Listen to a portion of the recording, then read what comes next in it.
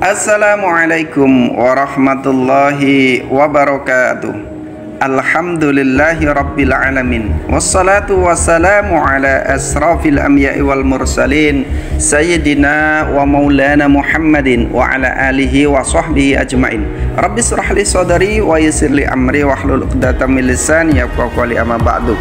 Para pemirsa channel Al-Kais dimanapun berada yang dirahmati Allah Subhanahu wa ta'ala, puji syukur kami panjatkan kepada hadirat Allah Subhanahu wa ta'ala atas limpahan rahmatnya, sehingga pagi hari ini kita tetap istiqomah di jalannya, istiqomah di dinul Islam, istiqomah untuk memeluk agama ini dengan iman untuk menjalankan seluruh perintah Allah dan meninggalkan seluruh larangan-larangannya. Mudah-mudahan apa yang kita lakukan dari bangun tidur hingga hari ini senantiasa dicatat oleh Allah sebagai amal soleh yang akan memberikan manfaat maslahat fid dunya wal akhirah. Salawat dan salam tetap terlimpahkan kepada junjungan kita Rasulullah sallallahu alaihi wasallam, juga pada keluarganya, para sahabatnya, para tabi'in, tabi'in, para ulama dan seluruh kaum muslimin yang senantiasa berada di jalan Allah dan Rasulnya.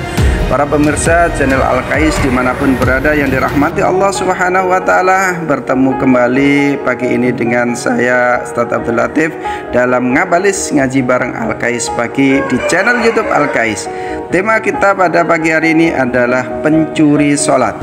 Para pemirsa yang dirahmati Allah Subhanahu wa ta'ala, dikisahkan dari sahabat ketika mereka duduk-duduk di masjid sewaktu itu bersama dengan Rasulullah SAW. Tiba-tiba ada seorang yang masuk lalu menghadap kiblat dan mengerjakan sholat. Setelah selesai sholat, orang itu datang kepada Rasulullah SAW dan mengucapkan salam. Kemudian Rasulullah pun menjawab salamnya dan bersabda, "Kembalilah lalu sholatlah, karena kamu belum sholat." Orang itu pun kembali dan mengerjakan sholat. Kemudian datang lagi kepada Rasulullah. Maka Rasulullah pun kembali bersabda, "Kembalilah dan sholatlah, karena kamu belum sholat." Beliau menyuruh seperti itu sampai 3 kali. Kemudian orang itu berkata, "Wahai Rasulullah, saya tidak tahu kesalahanku dalam sholat." Nabi SAW lalu bersabda, "Salah satu seorang di antara kalian tidak sempurna sebelum menyempurnakan wudhu sebagaimana yang diperintahkan oleh Allah. Ia harus membasuh mukanya, kedua tangannya sampai siku, mengusap kepalanya dan membasuh kedua kakinya. Kemudian ia bertakbir dan bertahmid kepada Allah, lantas membaca ayat-ayat Al-Quran yang ia hafal. Kemudian rukuk dengan meletakkan kedua telapak tangannya pada kedua lututnya hingga persendiannya tenang dan merendah atau tumakninah. Kemudian ia mengangkat kepalanya dan mengucapkan sami Allahu liman hamidah. Kemudian ia berdiri tegak hingga tulang belakangnya tegak lurus dan setiap anggota badannya kembali di tempatnya semula. Kemudian mengucapkan takbir lalu sujud menekankan mukanya ke tanah sampai persendiannya tenang atau tumakninah. Kemudian mengucapkan takbir lalu tegak duduk menegakkan tulang belakangnya. Beliau menerangkan cara sholatnya itu 4 kali hingga selesai. Kemudian beliau bersabda, "Sholat seseorang di antara kamu tidak akan sempurna sebelum mengerjakan yang demikian itu." Para pemirsa channel Al-Kais dimanapun berada yang dirahmati Allah SWT, dalam keterangan hadis itu dijelaskan bahwa syarat utama sholat adalah tumakninah, tenang sampai persendian kita sesuai dengan semula. Para pemirsa channel Al-Kais dimanapun berada yang dirahmati Allah Subhanahu wa ta'ala, maka dalam hadis dari Al-Hasan bahwa Nabi SAW bersabda, "Al-ukhbirukum bi aswa'in nas sariqatan." Kata Rasulullah SAW, "Maukah kamu aku beritahu tentang seburuk-buruk orang yang mencuri?" Qalu man huwa ya Rasulullah. Kata para sahabat, "Siapa itu ya Rasulullah?" Qala alladziina yasriku min salatihi. Maka Rasulullah sampaikan, seburuk-buruk pencuri itu adalah mereka yang mencuri dalam sholatnya. Qalu wa kaifa yasriku min salatihi. Maka sahabat pun bertanya, Bagaimana mungkin seseorang bisa mencuri dalam sholatnya, wahai Rasulullah? Qala la yatimu ruku'aha wala sujudaha. Yang dimaksud orang mencuri dalam sholat, yaitu orang yang ketika sholat tidak menyempurnakan rukuk dan sujudnya, atau sholatnya tidak tumakninah alias tergesa-gesa. Para pemirsa yang dirahmati Allah Subhanahu wa ta'ala, dalam hadis ini disampaikan bahwa seburuk-buruk pencuri itu adalah seburuk-buruk akhlak, tapi ada yang lebih buruk dari pencuri, yaitu orang yang mencuri sholatnya. Dikatakan mencuri sholatnya karena sholatnya tergesa-gesa, sholatnya cepat sehingga tidak sempurna rukuk dan sujudnya, tidak tumakninah. Maka diriwayatkan dari Salman Al-Farisi, ia berkata, sholat itu bagaikan timbangan. Barang siapa yang menepati timbangannya, maka ia diberi kecukupan.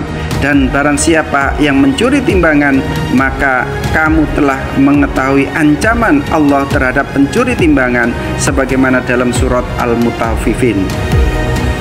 Para pemirsa channel Al-Kais dimanapun berada yang dirahmati Allah Subhanahu wa ta'ala, artinya bahwa ketika sholat kita tergesa-gesa, sholat kita cepat, tidak ada tumakninahnya, rukuk dan sujudnya tidak sempurna, maka kita akan dinamakan sebagai pencuri sholat. Jika dilabeli sebagai pencuri sholat, dan sholat itu pun akan melaknat kita.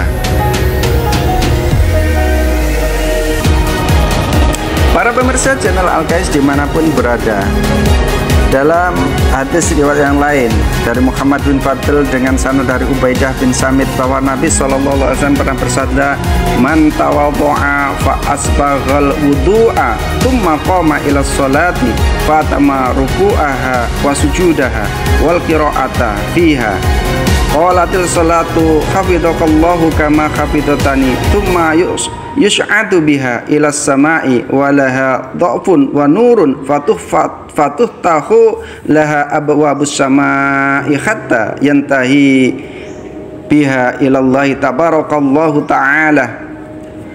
Barang siapa yang berwudu dan menyempurnakan wudunya, kemudian berdiri untuk mengerjakan sholat, lalu menyempurnakan rukuk, sujud, dan bacaan di dalamnya, maka sholat itu berkata, semoga Allah menjaga kamu sebagaimana kamu telah menjaga aku. Kemudian dinaikkan sholat itu ke langit dengan bersinar dan bercahaya. Pintu-pintu langit dibuka untuknya hingga ia sampai ke hadapan Allah yang maha pemberkah lagi maha tinggi, lalu memberikan syafaat kepada orang-orang yang mengerjakan sholat tadi. Tapi sebaliknya, fa idza dhayya'a ruku'aha wa sujudaha wal qira'ata fiha qalatis sholat dhayya'akallahu kama dhayya'tani thumma yus'adu biha walaha dhulmatun hatta yantahiya biha ilas samai fatuqlaqu abwabus samai dunaha thumma tulaffu kama yulaffus saubul khaliqu fayutrabu biha wajhu sahibiha. Maka Rasulullah lanjutkan hadis itu, akan tetapi apabila rukuknya, sujudnya, dan bacaan di dalam sholat itu disia-siakan, tidak sempurna, tidak tumakninah, maka sholat itu pun berdoa atau berkata, semoga Allah menyia-nyiakan kamu sebagaimana kamu menyia-nyiakan aku. Kemudian sholat itu dinaikkan ke langit dengan gelap sehingga sampai ke langit, namun pintu-pintu langit tertutup untuknya. Kemudian sholat itu dilipat bagikan baju kumal, dilipat lalu dipukulkan ke muka orang-orang yang mengerjakannya. Para pemirsa channel Al-Kais dimanapun berada yang dirahmati Allah SWT, inilah hadis yang menjelaskan tentang orang yang celaka dalam sholatnya, sebagaimana Allah sampaikan, fawailul lil musallin alladzina hum an sholatihim sahun. Celakalah orang-orang yang sholat, yaitu orang-orang yang lalai dalam sholatnya. Artinya apa? Lalai ketika rukuk, sujud, dan bacaannya tidak sempurna, rukuk dan sujudnya tidak tumakninah atau terlalu cepat. Oleh karena itu, marilah kita jaga sholat kita. Jangan sampai kita kemudian dilabeli Allah Subhanahu wa taala dengan pencuri sholat, atau dilaknat oleh sholat itu sendiri, yang akhirnya sholat itu menjadikan penyesalan bagi kita semua. Demikian yang bisa sampaikan. Akhirul kalam, ihdinas syiratal mustaqim. Assalamualaikum warahmatullahi wabarakatuh.